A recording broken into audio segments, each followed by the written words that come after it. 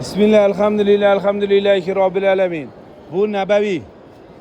Bilol raziyallohu anhuga nomlariga qo'yilgan tarafi. Ya'ni qiblagohga qarab turganda chap tarafi. Faqat Nabaviyni ichida Zamzam suv bor. Mana ko'rasizlar, bochkalada.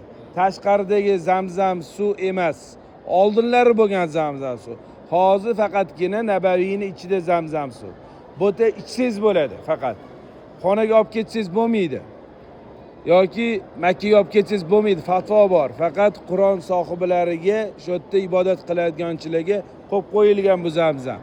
Agarda litrlab olib ketaman desangiz, 310-eshikni oldiga borsangiz, Shomdan keyin Xitoydan keyin beradi. Vodoprovodda quyib olasiz. Bemalol. Lekin bu yerdagi Zamzam suvlarga baklashkaga solib, sumkangizga solib xonaga olib ketmang.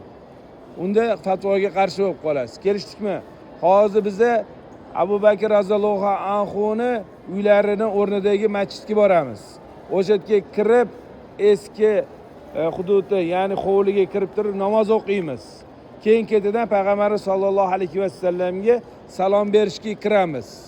Shu bilan gostinitsamizga boramiz, ovqatlanamiz, xonalarga joylashib, 3 soat dam olib, kechqurun 11 da chiqamiz. Kelishdikmi? Alloh rozi bo'lsin. Ketdik.